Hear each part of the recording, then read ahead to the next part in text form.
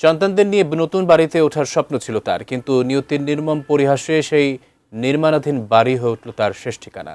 ফেনীতে বালুর স্তূপ থেকে উদ্ধার হয়েছে প্রবাসীর স্ত্রী রিনা বেগমের মরদেহ। ঠিক কী কারণে আর কোন অপরাধ ঢাকতে নিজের বাড়িতেই প্রাণ হারাতে হলো এই নারীকে? বিস্তারিত জানাচ্ছেন মেহেদী হাসান।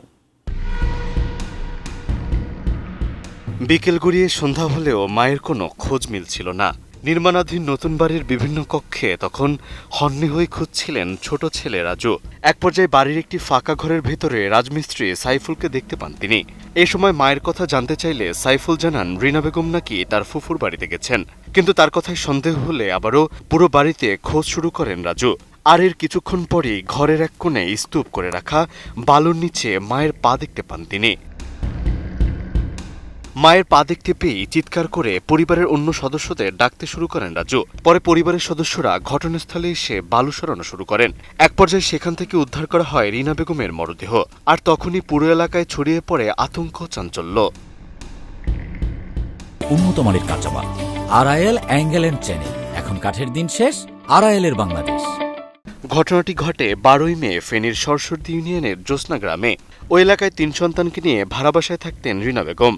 নিহত রিনা বেগম ছিলেন প্রবাসী মোহাম্মদ মানিক মিয়ার স্ত্রী। পরিবার জানায় সম্প্রতি নিজেদের নতুন বাড়ির নির্মাণ কাজ শুরু করেছিলেন তারা। আর প্রতিদিনের মতো মঙ্গলবার বিকালেও সেই নির্মাণ কাজ দেখতে গিয়েছিলেন রিনা বেগম। কিন্তু দীর্ঘ সময় পেরিয়ে গেলেও বাসায় ফিরে না আসায় ধীরে ধীরে উদ্বিগ্ন হয়ে পড়েন পরিবারের সদস্যরা। এদিকে ঘটনার পর থেকেই রাজমিস্ত্রি সাইফুলকে আর এলাকায় দেখা যায়নি বলে জানিয়েছেন স্থানীয়রা। পরে পুলিশও জানায় ঘটনার পর থেকেই তিনি পলাতক রয়েছেন, আর তাকে সন্দেহভাজন হিসেবে খুঁজতে অভিযান চালানো হচ্ছে।